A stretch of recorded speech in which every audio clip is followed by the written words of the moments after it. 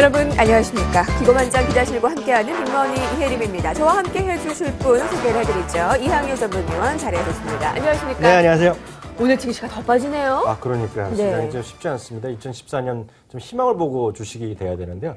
시작부터 너무 좀 빠지니까요. 좀 아쉬움이 많이 남네요. 어제는 새해 첫날이라 그렇다 치지만 지금 이틀째 하락세 나타내면서 여러분들의 좀 시름이 커질 겁니다. 다음 주를 대비하면서 전략 잘 세우시고요. 자, 오늘 SNS나 블로그에서 이슈가 되고 있는 종목들 어떤 것들이 있는지 먼저 살펴보겠습니다. 코스닥 종목들이 많이 올라오고 있습니다. 1위가 IHQ고요. 2위가 SMCNC, 3위가 GS, 4위가 코웨이, 5위가 두산중공업이 오늘의 SNS 핫 이슈 종목입니다. 1, 2위에 코스닥 시장에 엔터주가 올라와 있습니다. 두 회사 모두 소속 가수들에 대한 기대감 때문에 오르는 것인데요.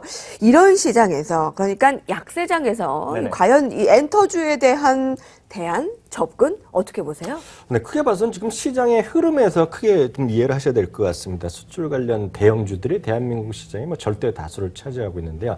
이런 것들이 조금 쉬고 있다 보니까요. 쉰다기 표현은 폭락하고 있는데요. 이러다 보니까 뭔가 좀 대안이 되는 주식을 찾는 것이고요. 그러다 보니까 자연스럽게 내수주가 되겠고요.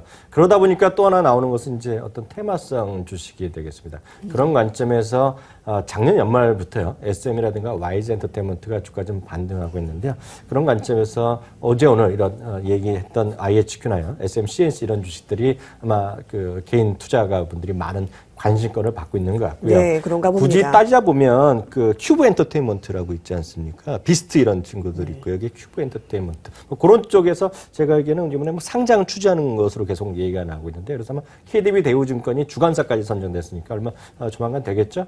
그런 것들이 아마 전반적인 시장에서 하나의 테마로 형성을 시도하고 있다라고 이해하시면 틀림없겠습니다. 네, 지금 이 시간에 약세장에서 로엔과 JYP 엔터 그리고 YG 엔터가 상승세 나타내고 있습니다.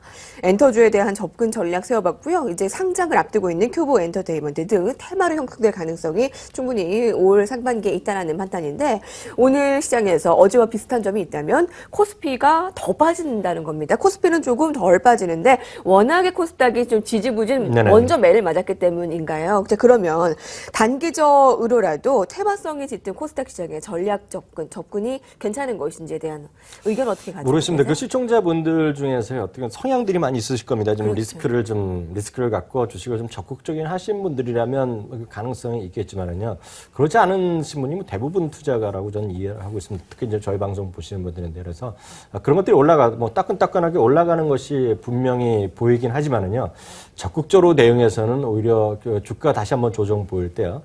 손해가 날 가능성이 있기 때문에 일단 기대되는 예상보다는 손실에 대한 위험성이 워낙 상대적으로 큰 주식들이기 때문에 그런 것들을 좀 보수적으로 보시는 것이 일단은 맞을 것 같고, 혹시 하시더라도요. 네. 어떤 기술적으로는 대응을 하시면서요. 짧게 어떤 리스크 관리를 확실하게 하지 않으면 어찌 보면 하루 이틀 올라갈 수 있지만 잠깐 밥 먹고 온 사이에 코스닥이 갑자기 떨어질 것을 배제할 수는 없기 때문에요. 일단 낭패 볼 가능성도 분명히 있죠.